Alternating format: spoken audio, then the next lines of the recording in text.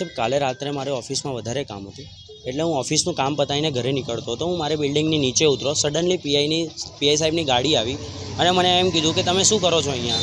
તે સમયે મેં એમને એમ કીધું કે સાહેબ હું એડવોકેટ છું, મારી ઓફિસમાં વધારે કામ હતું એટલે હું કામ પતાવીને જસ્ટ ઘરે જ નીકળું છું. તો હું મારી ફોર વ્હીલ પાસે ગયો. તે સમયે પીઆઈ સાહેબ સડનલી મારી પાછળ એમની ફોર વ્હીલ લઈને એમની પીસીઆર લઈને આવીને ઊભા રહી ગયા અને એમ કીધું કે તમે અહીંયા શું કરો છો. એમ સડનલી આવીને ઉતરા, મને લાત મારી, મારું મોં દબાઈચું, મને મા બેન ગાળો આપી.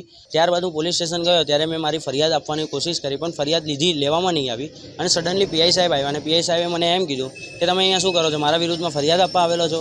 તો ત્યારબાદ મેં કીધું હા જી સાહેબ, મેં તમારા વિરુદ્ધમાં ફરિયાદ આપી છે. તો એમણે ત્યારબાદ મને એમ કીધું કે તને ખોટા કેસોમાં એવા ફસાવી દઈશું કે તને જામીન બી નહીં થાય, પછી તારી વકીલાત છે ને જેલમાં બેસીને બતાવજે કે તું કેવી વકીલાત કરે છે.